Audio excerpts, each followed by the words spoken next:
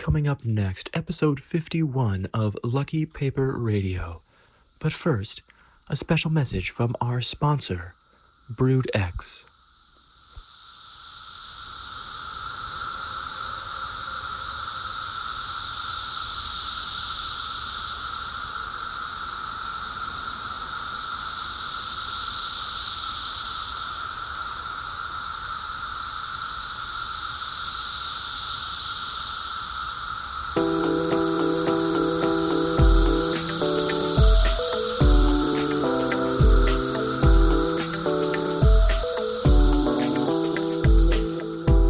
Welcome to Lucky Paper Radio. I'm your host, Andy, and I'm here with my co-host.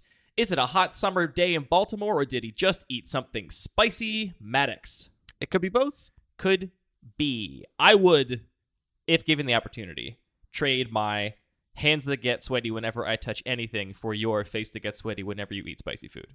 I mean, you say that, but how many people see your sweaty hands? How often do people see my sweaty face when I eat, or, think about a pepper? You do see my sleeves when I draft your cube and hand them back to you, though. Sure.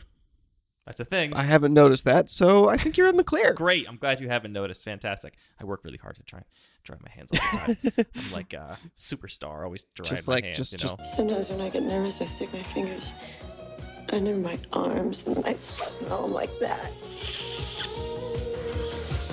Get a little towel and just, wipe down your sleeves as you go. There was a time where, when I first made my cube and sleeved it all up, I was so distraught with how dirty they were after just one or two drafts with the whole playgroup that I seriously considered, what if I gave everybody nice, cloth gloves? Breathable. You don't want a non-breathable glove, but, nice cloth gloves to play with. Like the kind if you go into, the archival section of the library with all the antique books, and they're like, hey, do you want to touch this real fancy book? You can't without these gloves. Yeah, when you go into the private book room, the secret small book collection. Every library's got one. I decided that was a bridge too far. Yeah, and fair. The point of magic is to play magic, and so I was just going to have to deal with my sleeves getting a little dirty and having to replace them perhaps a little more often than I would like. Fair. I mean, I feel like you can't have a hobby that you're too precious about. My neighbor growing up, or someone lived in my neighborhood, a friend of our family, was big into fancy cars. That was this man's hobby. And his whole deal was he had these fancy cars, but they just pretty much sat in a garage all the time. He would go to a couple track days a year and drive his fancy cars. And I'm like, I don't know. I mean, I I spend a lot of time just looking at my cube, shuffling it, touching it, thinking about it, but I like to play it most of all. And so I feel like just, not trying to get in my own way, just play Magic whenever possible is a good little tip.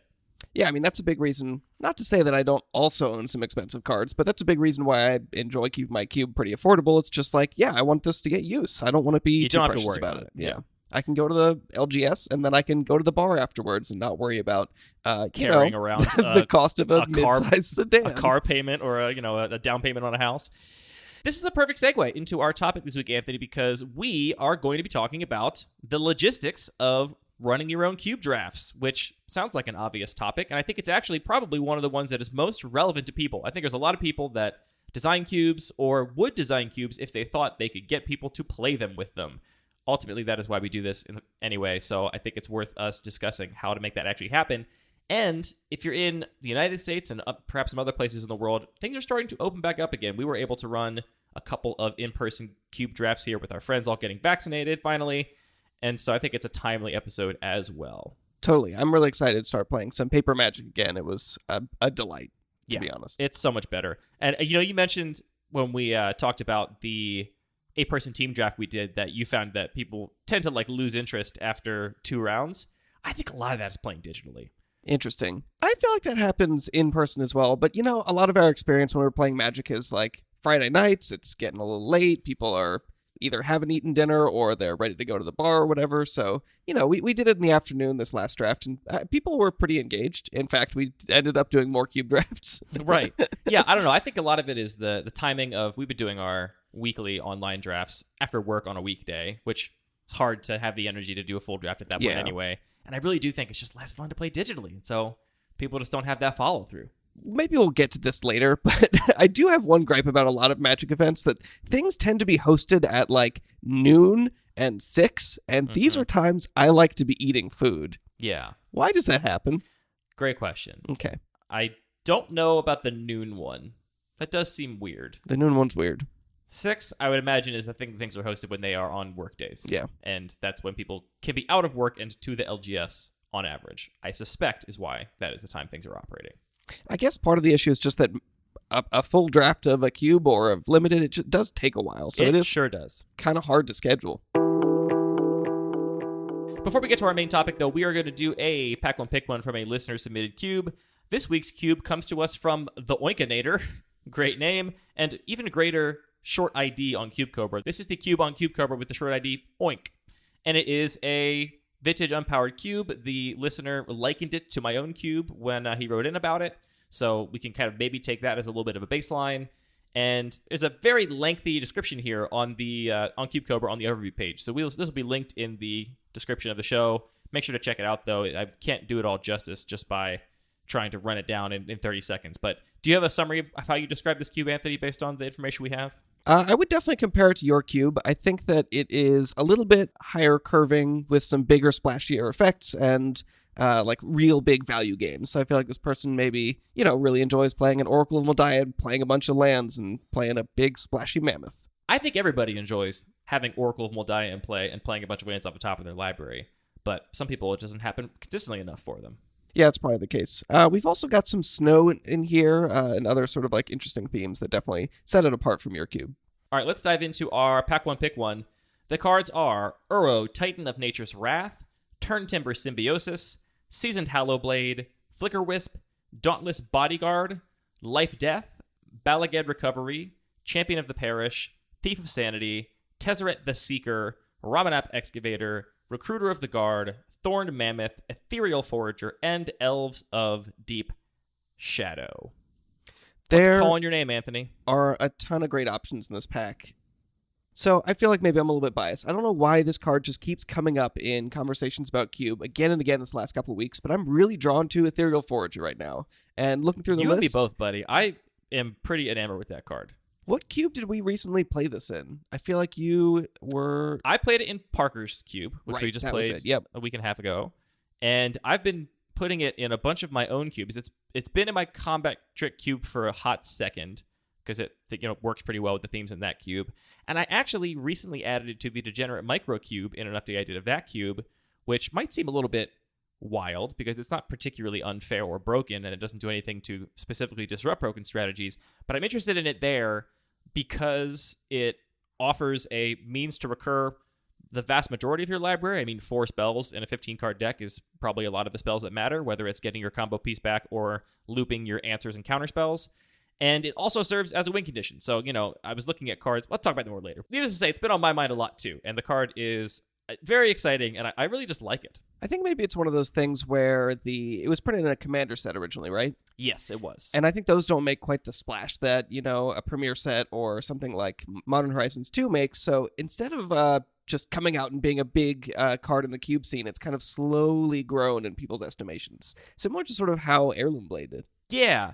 I think things do tend to go a little bit undiscovered sometimes in Commander products. So some people might be late to this one. It was on my radar from the beginning. It's still not in my main queue, but I don't think it will be anytime soon. But I'd like to be proven wrong about that. But it's definitely a card that I am finding a lot of applications for in a lot of my projects. Is that your pick here? If I'm sitting down, having a good time, having a good time. Maybe I've already had a couple beers and I don't want to really stress myself with this first Pack One Pick One. That's really what's standing out to me. So that's the beer pick. That's the beer pick. And it might be the right pick. I mean, the card is legitimately very powerful. The other cards that stand out to me are Uro and Elves of Deep Shadow. That's pretty much my same short list. I have a couple of exceptions. So I like Ethereal Forager a lot, but I don't think it breaks into my considerations for the Pack One Pick One here. Uro's on my list. Elves of Deep Shadow is on my list. The other card that is on my list is Life Death. Now, Life Death is a split card. One half of it says pay a green mana to make all of your lands into creatures till end of turn, and then Death is just a 2-mana reanimate, basically. And the reason this jumps out at me is because I do think that reanimate is a broken card in many contexts, and pursuant to my How to Draft a Cube to Win episode points, I think if there is something broken to do, I often want to be doing the broken thing. And a quick glance at this cube suggests that We do have things like Grizzlebrand, Elish Norn. I was a little bit surprised to see that here. That did stand out in the pack as well for me. But the description of this cube, Velamachus Lorehold. the description of this cube definitely calls out that it's less focused on these like really swingy gameplays, like they specifically mentioned It does. Black Lotus and Jace the Mind Sculptor. And Reanimator seems very much adjacent to the kind of things that are specifically omitted. So I wonder if it's actually pretty carefully tuned and it's sort of a good value spell, but there aren't a lot of discard. Yeah, it's I can't quite get an impression from the entire list, but the cube definitely says that its approach to circumventing the mana curve is that you're avoiding effects that are cheating on mana. And Reanimate is, to me, a very classic effect that cheats on mana. So, really, to me, it comes down to Uro and Life Death. I think Elves of Deep Shadow is a very solid role player, but does not compete with these two cards. Either of these are reasons for me to commit to a more narrow pick because of the extreme power outlier they have. I'm not sure what the pick is here. I'm sure with more drafting of this cube, I would know more confidently which one was the pick for power level reasons. As is, I'm going to take Uro, which I think is the safer pick. The floor on Uro is almost exactly as good as the ceiling. The card is great if you can cast it, and that's pretty much all you need to do to make the card amazing. And Life Death requires considerable more build around, which means considerable more risk in an environment I'm less familiar with. I think it would also be a totally reasonable pick if you're interested in playing mono white aggro. Seasoned Hollowblade's a strong Magic card. There's a lot of good Magic cards here. There's a lot of cards that I'm very happy to put into my deck if I'm playing it. Like Turntimber Symbiosis, I would also have up there. It's just that none of them quite get into the tier of making me want to commit to something. So yeah, but it's worth noting we have a pack here with no lands, which is rare for us. I mean, we have MDFCs and Balagid Recovery and Turntimber Symbiosis, which are kind of lands, but no mana fixing in this pack.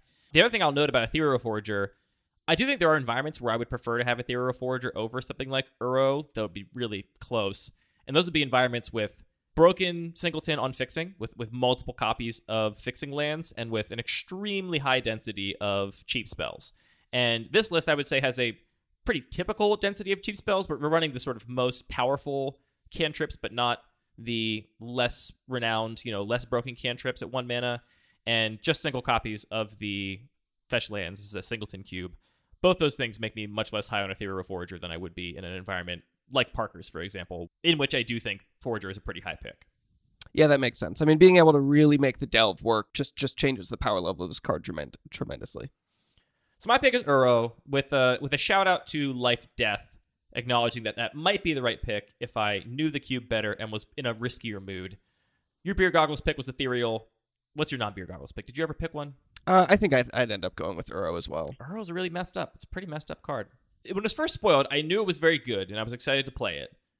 And even given that, my estimation of it has only gone up every time I've cast it. It's like the life gain, I think, is a lot more relevant than people give it credit for. I mean, by the second time you've cast it, by the first time you've escaped it, you've gained 6 life, which is a lot of life. 3 seems kind of insubstantial, but 6 is quite a bit.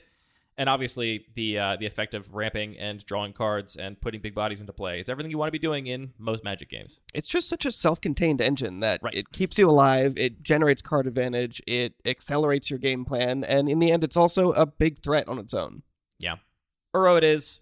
Ethereal Forager if you're here for a fun time, not for a good time. Hey, I You're think here it's for- not that far If behind. I guess you could say here for a good time, not for a long time, relative to your Magic prospects. If you're like, I'm going to lose in round 1, so I'm here for a good round 1, but then I'm going to drop. Thank you to Oinkinator for sending in your cube. If you want to be like Oinkinator and have your cube on Lucky Paper Radio, send a link to your cube and your name and pronouns to mail@luckypaper.co. And we're getting a little light on submissions. I think, we've told people in the past that we've had quite a bit of a backlog, and so, don't expect to have your cube on the show anytime soon when you send it in. But that backlog is getting a little bit light, so send them in, people. Before we get to the core of our topic, Anthony, I wanted to recap. We've been playing a lot of Cube. We've been playing a whole lot of Cube. We did Parker's draft last week. We recorded the episode with Parker last week. We drafted your main cube. You hosted a cube draft here on Saturday. You then drafted the mono black cube. We were streaming some grid draft on Friday. So much cube has been going on, which is great. I love that. And I thought we might touch briefly on a couple of reflections from the draft of your cube on Saturday, if that makes sense to you. Yeah, let's do it. The thing that stuck out to me is I have talked to Michelle about how I struggle to draft your cube successfully. I think part of the reason is because, as we've discussed, I have a hard time making these little internal synergies the deciding factors in my picks and in my deck building, because I am so focused on the floor and my overall game plan that thinking about like, well, I have Swiftblade Vindicator. Now if I take Thunderous Orator, I have a potential to put these two cards together and do something broken. I tend to avoid those kinds of card evaluations, and I think that's a problem in my game. I think it's a hole I've been trying to patch. And to that point, I did try really hard to patch it in this draft on Saturday and put together a very scary aggro deck that worked really, really effectively. And I did have multiple weird little synergies. So I'll maybe put the deck list in the show notes potentially if I get around to it. But I had a red-white aggro deck, which had a focus on combat tricks, cheap spells, which there's some overlap there, obviously, +1/+1 counters, proliferate, which overlaps with all those strategies, and keywords, like keyword abilities. Now, all those things obviously connect. I think I can see you grinning from ear to ear because I think you're happy that, like... I mean, those are the 5 pillars of excellence that any great aggro deck are built upon. And you're right, they do all relate to each other, right? So I had Swiftblade Vindicator in my deck. For people that don't know, this is a red and a white for a 1/1 with double strike, vigilance, and trample. So on the baseline, it's not great. It's like a 2/2 with... It's a 1/1 with double strike, which does 2 damage if it gets through. Will trade with some blockers profitably, but still gets eaten by most 3 toughness blockers. But the upside on that card with combat tricks is great. The upside on that card with something like Thunderous Orator is great. Thunderous Orator, we've talked about in the show before. It's the 1 and a white 2/2 with vigilance that gains other creature keyword abilities when it goes to combat. So that relates to those other strategies. I had Dreadhorde Arcanist, which is quickly becoming one of my favorite Magic cards to play with, period. Whenever I can make a Dreadhorde Arcanist come together, it's just a true joy. I made the comment over the weekend that I think, Dreadhorde Arcanist has been banned in Legacy. It was a bit of a problem. And I made the comment over the weekend that I think in your cube, Dreadhorde Arcanist is better than it is in Legacy, because in Legacy, it's really good because it just flashes back Thought Seizes and Ponders and Preordains and stuff and Brainstorm. And in your cube, you have combat tricks, which means you can put a +1/+1 counter on it with Gird for Battle, go to combat, make it bigger, and also there's like less guaranteed removal running around than there is in Legacy. And so it's really strong here when you that might be build part around of the answer. But I was going to say, why don't Legacy players learn? They're allowed to play combat tricks. Giant Growth is legal in Legacy, I'm pretty sure. Yeah. maybe that's the key. If only it hadn't been banned. You could brew the Dreadhorde Arcanist Borrowed Hostility Legacy deck. Yeah. I mean, my favorite combo is Domery's Ambush with Dreadhorde Arcanist, which I think that's when I fell in love with Dreadhorde Arcanist, is when I actually managed to pull that off in a game of Limited of War of the Spark. Oh, you did that in War of the Spark Limited. I did that. It was rude. That's an early time to fall in love with Dreadhorde Arcanist, and I can see how that would do it for you. Oh yeah, I was in before everybody else realized. But yeah, I mean, that's actually a really fun example, I think, in my cube, where that card is extremely powerful, but it doesn't necessarily play exactly as you might expect if you're familiar with those constructed formats, because there just isn't the density of 1 mana. There isn't the density of 1 mana spells to make it like really reliably trigger unless you build around it a little bit. So you do have to focus on, put an equipment on it or put a counter on it to really make it shine. But you get rewarded for that build around. Yeah, and it really paid off. So the card was great. The deck was really, really good. You did get the 3-0, to be clear. I did get the 3-0, that's true. And I was particularly struck by... We've talked before about how Cube Draft, within an established playgroup that knows an environment, or it doesn't, honestly, it is somewhat a self-fulfilling prophecy. This is true of all Magic, too, right? Like, if every player sits down at a table and thinks that a color pair is not viable, a kind of deck is not viable, a particular card is unplayable, they're not going to play the card they think is unplayable. That card, if everyone agrees the card is unplayable at the table, it's never going to prove itself otherwise, right? Because no one's going to test it to find out. Right. We don't approach a table as completely blank slates in a vacuum and draft some objective open mind. It's not possible. We always approach the table with some biases. And I would say that there's a bias in our playgroup that aggro is not good in your cube. Would you agree with this?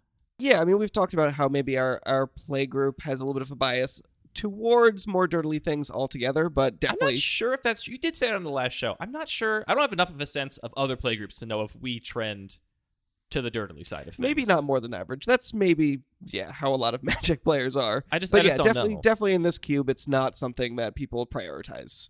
And part of me thinks that it's just a bias thing, right? Right? Like, I know for me, it's like, I sat down at my first pack. I didn't have anything particularly exciting for what I value in this cube historically, which is greedy value stuff. My pick was between Is It Boilerworks and Karizev Skyship Raider. And I was like about to take Boilerworks just as a, pack one, pick one bounce land, which we've both done that many times we've before. both done it in this cube, and I'll do it again. But I was like, you know what? Let's try this Karizev thing. And then the second two packs also didn't have anything jumping out at me as like, this card's really great. And so I just kind of took playable aggro cards and then ended up somewhat forcing the deck, I guess. It was open, for sure, but I think it's kind of always open. It's always open. I think it's kind of always open. And I didn't go in with the assumption of like, oh, this deck is underdrafted by the meta, so I'm going to like prove that. I don't know. I was just very struck by the fact that I wonder if people's opinions on aggro will change. Because, I mean, this is the first time like an aggro deck has taken a decisive 3-0. I would have to do some thinking, but it's not usually what happens. It's also, a Ship of Theseus situation where like this cube is different since you made changes 2 weeks ago than the cube that it was 2 months ago, than the cube it was 6 months ago. So saying that, oh yeah, an aggro deck, 3-0'd, I remember last summer, it's like that doesn't really necessarily mean anything because the cube's always changing. Yeah, I mean, I will say overall, so yeah, you had a very decisive victory, 3-0 with this red-white aggro deck. And I was also against you in the championships. In another struggling proactive deck. with another proactive green-white deck. And unfortunately, didn't quite make it. You had some just unreasonable starts that I could not beat.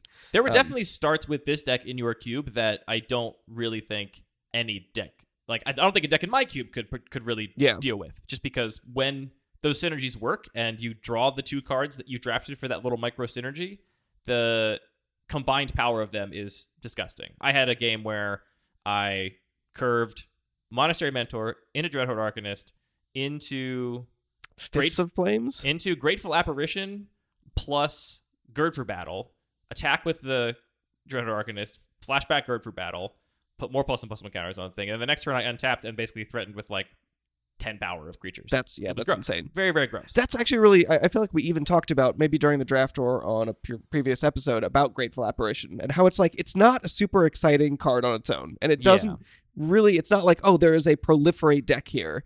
But that's really sort of what I'm going for, where it's like most of the cards are just kind of C's and they get bumped up a little bit here and there by a couple cards in your deck.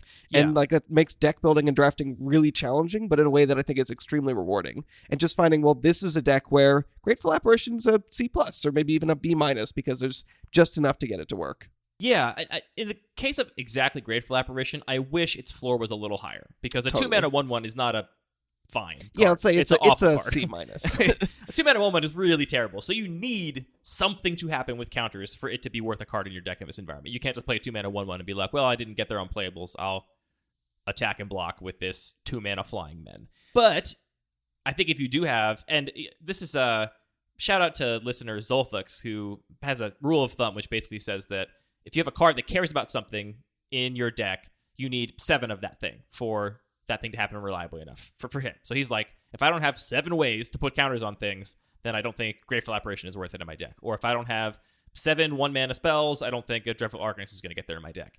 And obviously that's a pretty blunt rule of thumb, and it depends a lot on how big that payoff is, what those 7 cards look like, the kinds of cards that you're talking about, how bad the floor is if you don't get those things. But I think that's a pretty good just like rule of thumb. And I did have about 6 or 7 ways to put counters on something in this deck.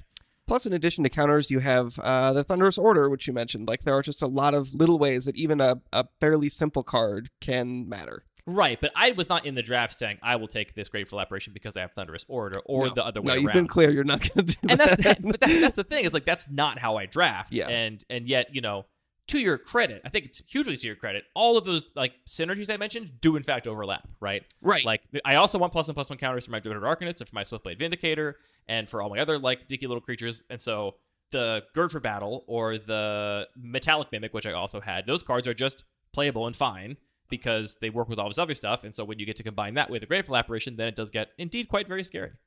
Yeah, and the other aspect that I really enjoy about that is the amount of novelty that a lot of those games, even just the few games that I played against you, you were having fast, aggressive starts, but it was never just, here's the same line again. Would you say that's true? There was a lot of games that were ended by Gird for Battle or Dreadhorde Arcanist. Okay, that's I fair. also played a lot of games because the games went fast, and yeah. We were just waiting for other rounds to finish. I think I played 6 games against my round 1 opponent, which is part of why the win felt so decisive, because I think I lost 1 of those 6 games that we played, and most of them weren't particularly close.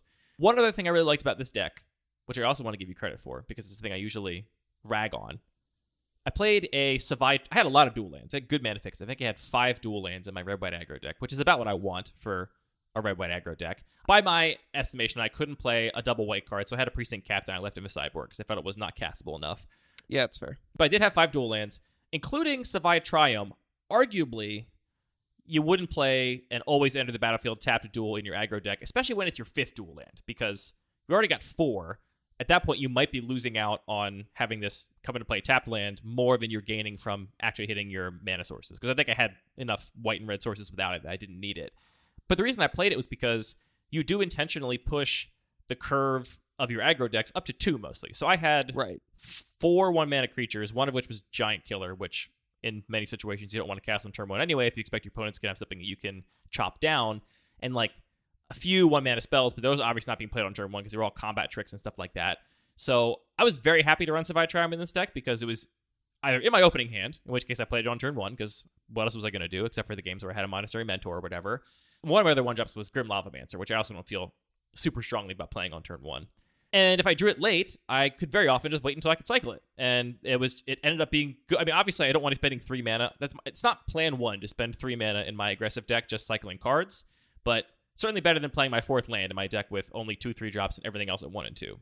Right. 3 yeah, and I 3-drops, have over the years. How long have I been maintaining this cube? Well, this pandemic has been over a year, so Right. I'm gonna guess like 2.5 years you've been working on this cube. Definitely the curve in sort of the Naya colors. Both the curve has decreased a little bit, and I've also added a lot more fast fixing in fast lands and even shock lands just in those aggressive colors. So it's like you're saying, the cube isn't the same as when we drafted it Right. a year and a half ago. So I think that's a little bit less true, but I definitely really appreciate that that's still there. I might actually be cutting the Triumphs for some unrelated reasons, but the cycling lands, especially the 2-mana cycling lands, what do we call them? The bicycle lands? I think those are just a ton of fun to play with, and so I appreciate that. Yeah, it was just interesting that like it felt very strong in my deck, even though I would normally against tap lands, especially in aggro decks. But for all of those little reasons, the fact that my curve was largely focused on 2-drops, and the fact that the games did go a teensy bit longer, even though I was a fast deck, I was very happy to have Savai Triumph. So I don't know. I felt like I learned a lot more about your intentions for that particular deck, and possibly I need to apply this slightly modified lens to other decks in your cube and give up on my and try and just get out of my like confirmation bias, like playing the same strategies I know work in other environments, and actually just draft the environment as it's meant to be drafted. I think you're doing it. Overall, I would say that this draft experience was just extremely heartening to see that the previous one we did, really the dirtily grindy, mana-hungry or mana-greedy decks really overperformed, and to see just something different work is really heartening. Like, because the team draft was definitely marked by and the fact that 3 color decks with really high curves, just stomping anybody trying to be proactive. Which I don't know if I've stated this very clearly anywhere, but like having a diverse set of decks that are all viable and you can win with them is a really, really important thing to me about this cube. Yeah, I think most cube designers would agree with that. It's sort of baked in. But yeah, I think it's like that's a huge part of the fun is being able to do different things in a given cube. Yeah. I don't think very many people would like a cube where every single time you sit down and there's 4 decks you draft, and that's just how it goes. I mean, you say that, but then people also just love to play cubes where blue is the best color by a huge margin, and you're just doing There's the a blue lot of things. different blue decks in the MTGO Vintage Cube. Okay. I know from watching a gazillion LSV drafts. Anthony, you hosted a fabulous cube event on Saturday, the one we're referring to.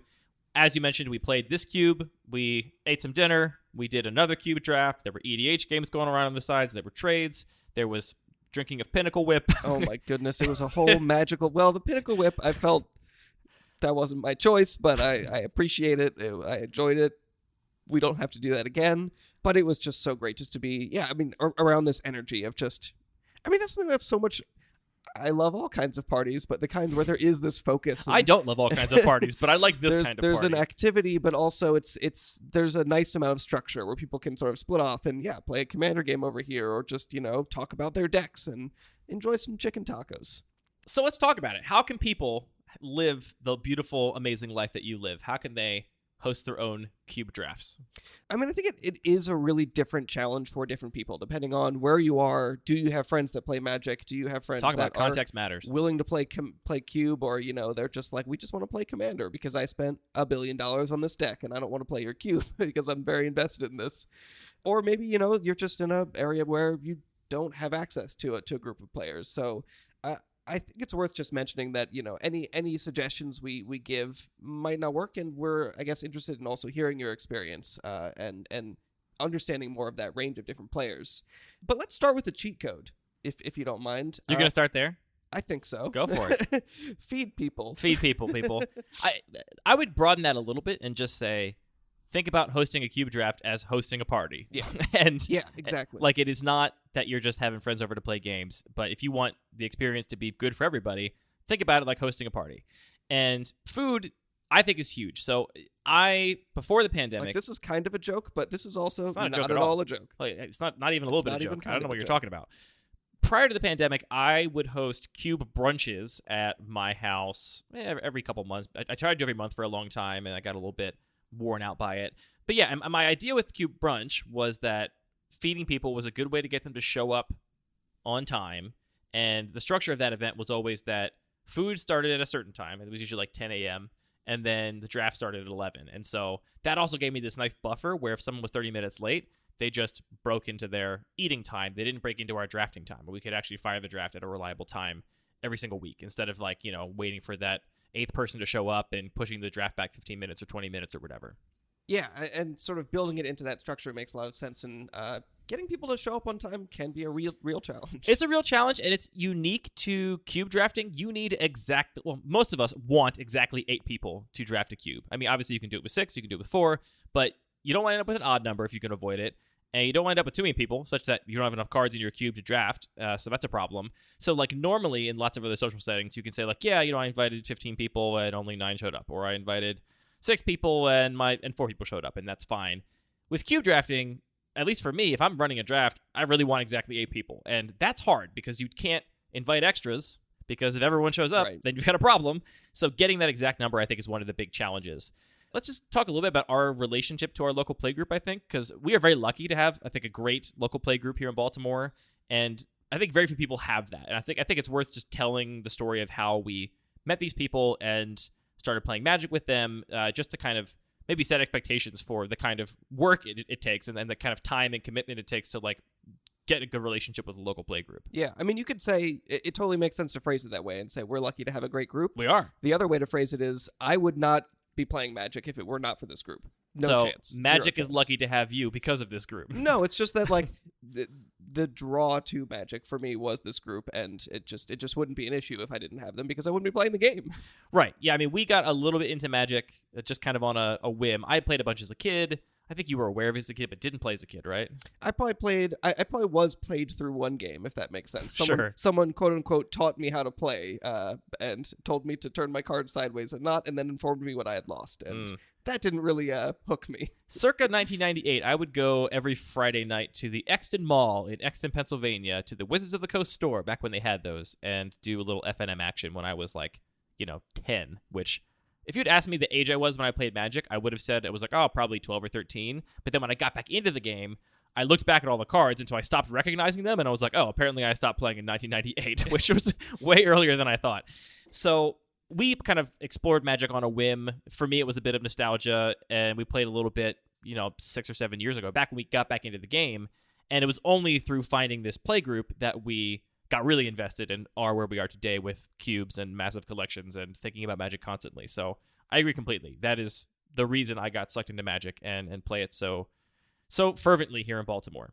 We've both lived here for coming up on 15 years in Baltimore, and made friends around the city for that amount of time. I think that's a big factor. The fact that we've been here for a long time and know a lot of people, I think, makes a big difference. And when we got back into Magic, we started hosting Wednesday night games at our office because we had an office space that was available after hours, and there were people that we had met that wanted to play. And so we got into this play group that was just playing mostly in coffee shops and, kind of in public places around this neighborhood in Baltimore, and eventually just decided, let's invite everybody over on Wednesday nights for Magic. And at this point, it was mostly EDH, almost exclusively EDH, I would say, that we were playing at this point. And did that every Wednesday for years, like probably 3-ish years that we did this constantly. For a little while there, I made the effort to buy everybody pizza. And I did this because it was like we started playing at 5, and people were there all night. And inevitably, people would like order food and bring it to the office or like bring their own stuff. And it just seemed like such a hassle and like managing multiple deliveries and stuff. And so I had to start buying pizza for everybody, asking people to throw some cash at me if they felt like it. And I think that was a big reason, honestly, that Wednesday night Magic even became a popular event that a lot of people attended. Would you agree? Oh, absolutely. I not mean, to again, say, not to say people were only coming for the pizza. Like these weren't just like freeloaders that just wanted pizza, but for sure, like it being a place where you could have your needs satisfied and also play some games made a big difference. Yeah, I mean the difference between thinking, oh well, there's this thing happening, but I need to go make sure I have dinner first, and where's the parking going to be, and whatever. Versus just like, I know it's there. We're gonna have some pizza. We're gonna have a good time, and it makes the decision so much easier. Yeah, at the peak of this event, I would say we had 15 to 20 people every Wednesday playing in our office. I have pictures from this time. It's just a lot of people coming by to play a lot of Magic. Eventually, I couldn't afford to do pizza anymore because it was just too many people, and not enough people were throwing $5 at me, which was fine.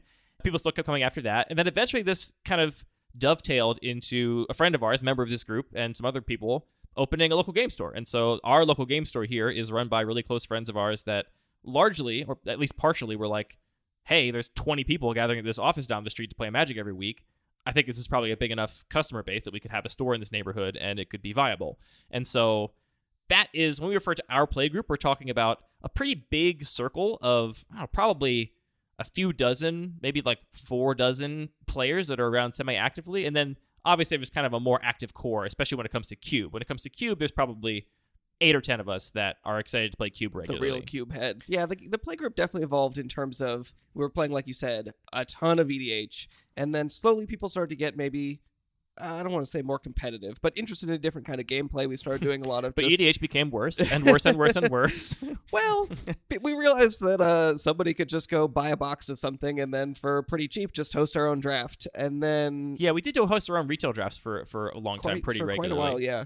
And then, yeah, Cube has really become one of the big formats in the group recently. Yeah. So that's kind of our history with our group. We've been playing with these people, I mean, some of them for 6-7 years, and others are more recently come to the group, and it's kind of a revolving door. Some people less, people keep coming in. But it's been a long history with this group, and that is kind of the basis that we're working on, which is, we're very lucky to have it. Like I said, I mean, it's a great privilege to have so many people in our city that are down to play Magic and down to try cubes. And so if you don't have that, you can make it happen. I mean, honestly, I was the first person I'm aware of. I think maybe Jay had a cube in the sense that he had collected cards, but I never remember anybody talking about Cube. I got interested in Cube because of LSV's Cube videos, and I think I'm, not to toot my own horn, but I do think I'm partially responsible for the significant interest in Cube in our playgroup, because I was just like, I'm making a Cube and I'm bringing it every time, and people were like, hey, what's that? I don't think partially is at all relevant. I So think you're entirely responsible. So you can make this happen for yourself, right? Like, this is attainable. If you're tired of EDH at your local play group or at your local game store, you can get everybody interested in Cube. It can really happen for you. Let's talk about just how to generate interest in Cube if you are in a place where there's nobody that plays Cube or has ever heard of it. Yeah, so you're saying, part of what you're saying is, aside from the one cheat code, which is pizza. no Pizza is a very good cheat code. I want to emphasize this. It really did just take time, and it was just, about our interest in the game developing and our interest in, the whole play group's interest in Magic and in coming together. Yeah, it's not going to happen quickly, so I want to set expectations for that. I mean, it just takes time to build social trust and to like be seen around enough and to get people to be willing to throw 3 hours into something they might not enjoy because they never done it before. It takes time to like set these expectations and get people to give it a shot. So I think the challenge for different players, different Cube owners, is going to be very different. For some, it's going to be about you're trying to engage a group of players that that are friends of yours, your local play group, but they just enjoy different formats, and you're trying to get them into Cube. For some, it's going to be, hey, you're trying to engage a group of people that don't play Magic at all. And I think that ultimately just being aware and sensitive to their experience and what are the things that are going to appeal to them in the game, that either, if you're choosing a cube that you're trying to put together or designing a cube from scratch, putting things in there that are really appealing to them, and then also just making it visible and available and accessible to them are really the critical pieces. Yeah, I think the number one tip, let's assume that you own a cube, let's start there, or at least are willing to design a cube for the purposes of playing. And we have episodes about that. There's lots of resources about how to make a cube. This should not be the how to make a cube episode, I don't think. If we start from the assumption that you've got a cube and you're trying to figure out how to play it, find where the Magic players gather in your town, whether that's a local game store, whether that's the local library. I know there's Magic nights at local libraries in lots of places. It could be a college campus, could have a college or a Magic group. Find the place where the Magic players gather and just show up, be around, right? Go to FNM, do retail drafts, go bring constructed decks or EDH decks and play with people, and just like start meeting people and getting to know who's around in the local group, because it's very difficult, I think, to just drop in as a stranger and expect that you're going to get anybody to do something with you. Yeah, putting a flyer on the wall or a note in the Looking for Games channel and saying, hey, we're trying to host a Cube draft when no one else has played Cube. Or knows you or trusts you. Right, exactly. I don't think you're going to expect to just fill up a pot of 8. But if you take things more incrementally, and I think especially if you are willing to take your cube, if you find one other person who's interested, start just doing some grid drafts in the store and just make it visible so that, because Magic players are ultimately very curious people in my experience. And if you're playing a deck that looks kind of weird, people will come over and say like, well, what format are you playing? Why are these 2 cards together in your deck? I've never seen that.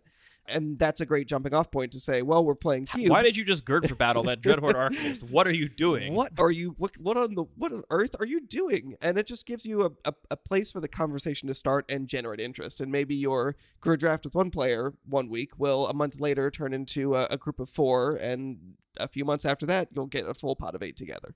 Yeah, that's a great tip. I would say once you have anybody that's interested in playing Cube with you, and I always, whenever I'm playing with somebody new or that I don't know that well at FNM or whatever, I'll always ask in between games, like, what other kinds of Magic do you play? Like, and inevitably, almost everyone plays Commander, or ask them what their favorite Commander is. We'll talk about that a little bit. But I always manage to sneak in, like, I mostly play Cube, and that's a special, draft format. And you can tell from their response to that, if they're like, oh, cool, then you're probably not the person to, like, try and get on your side. But if they ask questions about it, if they seem curious, then you can say, like, yeah, if you want, I could bring the Cube around. We can play sometime, and, you can see what it's like. I think it's a great way to get people interested. And to your point, as soon as you've got one person that's like, I want to try this, go grid draft in public, right? Meet them in public. That's one of my first tips, too, is like playing your cube in the place where the Magic is played. Even if you have a couple people that are interested and you could host a draft at your house or your apartment or whatever, I always recommend when you're trying to make the group bigger and get more people interested, just go do it in a public place, because that's how you're going to get these kind of hop-ons. You're going to get some hop-ons. Where they walk over and want to know what you're doing and join in the next pod. Yeah, and even if you don't have someone specifically already interested, just go and, I feel like this happens all the time, there was supposed to be a draft firing, but they didn't get enough people. And so actually just saying, like, let's do a grid draft right now. If the game you're hoping would be here, there's 5 and there's an EDH pod that has like one person left out. It's definitely very possible just to get people interested in, if you also make it easy for them. So if you have your cube with you, if it's all shuffled up and you can just say, hey, sit down, here's 9 cards, pick a row or column, let's have a good time. Mm-hmm. I agree. I want to briefly touch on, I know I've read online and heard players talk about their concerns about taking their cube into public, especially if it is a valuable object financially or emotionally in any way. And pursuant to what we said earlier in this episode, I have a cube because I want to play it. And you might not. Maybe your cube is mostly a collection that you sometimes play with. And if that's the case, then yeah, maybe don't take it to public and don't take it to the LGS. But the reason I have a cube is because I want to play it with people. And so I don't assume that nothing will ever happen to it. It's not like my finances are going to be ruined if my cube gets stolen or whatever. I just generally kind of trust in the goodwill of people, especially when you're like reaching out to them to play cube or in a public space. I do have my cube insured separately. This could be maybe almost a whole episode, but I do have collectibles insurance for my cube because it is worth money, and Magic card prices have kind of shot through the roof in the past 18 months. So even if your cube wasn't worth money last year, it might be now if you go check the prices. And I have heard plenty of horror stories about how, though technically most homeowners insurance or renters insurance covers all of your property, collectibles specifically, because of their value that is perhaps not not expected, right? Like the value of a shirt or a bike is like the value is its utility, right? So there's a pretty reasonable range of what a bike is worth or what a shirt is worth. A Magic card could be worth 1 cent or it could be worth $150,000, and it's not really attached to any reasonable utilitarian use. And so there's a lot of horror stories about regular insurance just either refusing to cover Magic cards that get lost or stolen or burned in a house fire, or making it a huge nightmare and making people jump through crazy hoops to get any kind of reimbursement. So I do have separate insurance for my cube. I'll say it's through Collectibles Insurance Services, which is collectinsure.com. I'm very hesitant to recommend any insurance company because my overall political beliefs are that insurance is a scam, and I've never had to issue a claim through them, so I have no idea if it's awful and it's no better than homeowners insurance. But I've heard some good things from this for other people, and it's like one of the options that they know what a Magic card is, right? You can tell them you have a Magic collection, they know what they're insuring, and you tell them how much it's worth, and they just, charge you for it. And it's pretty reasonably priced. So, it's a very, very small percentage of the value of the collection that it's worth to insure it. And it does cover traveling with it, taking it to conventions, taking it to local game stores is covered explicitly by the plan. Editor's note, do not take my word for it. I am not an insurance professional. Read the paperwork yourself. Do that if you're worried about it, I guess is what I'm saying. Is get some insurance if that's a concern of yours, because I really do think that playing the cube and doing it in public is a big benefit to getting more people interested. For sure. And there are other options as well. Obviously, you can just build a cube that is on a budget, whether that's like a pauper cube that's rarity restricted or just restricted by price. True. Or, build a separate cube. This is my 2-player battle box that I just want to, is dedicated for that purpose of bringing to the LGS. And then when we want to play the fancy cube, we can do that at home. I do have a battle box that I built to be cheap, but now apparently 7th edition foil Shivan Dragons are worth like $2,000. Congratulations. I paid $40 for it. Congratulations. I don't think it's actually worth that. I think that's a ridiculous price inflation. Time will tell. So, play in public. Find the people in your town that are playing Magic generally. Doesn't have to be Cube. And play whatever formats you can play with them. Get to know them. Be seen around the scene, as it were. Food. And back to the food point, I do think, like I said, think about hosting a Cube Draft as hosting a party. I think a little bit of hospitality goes a long way. People feel a lot more welcome if you have food and drink for them. And also, cube drafts just take a long time. As you mentioned, 3 hours is a long time. It's very hard to find a 3-hour block that's not in somebody's meal schedule, right? Someone might eat a late lunch or early dinner or something, and finding a 3.5-hour block that's not going to overlap with somebody's planned meal times is kind of hard. So my preference is to actually plan it around a meal, make it a little more of an event. That also gives you a nice buffer for people being late, showing up early, et cetera, et cetera. So the last point I would make, I think, is just that you want to make the whole experience, especially before your players are really committed and franchised and engaged in cubing with you, just make sure it's easy for them. Similar to the hospitality, make sure your cube is shuffled, maybe even have packs split up and dealt out, make sure the table is ready, because you don't want people showing up and there still being a bunch of, extra little logistical stuff, or you have to explain people how to make packs. It goes a long way just for people to have a smooth and easy experience so that they can focus on the gameplay and make sure that they're having a good time. I also want to talk about just managing time.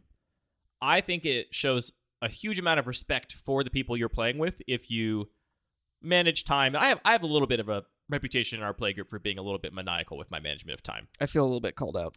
I'm not calling you out specifically. You are not anywhere near the worst in terms of time and setting time expectations of people in the group. But I am very strict about it. So I do set a start time.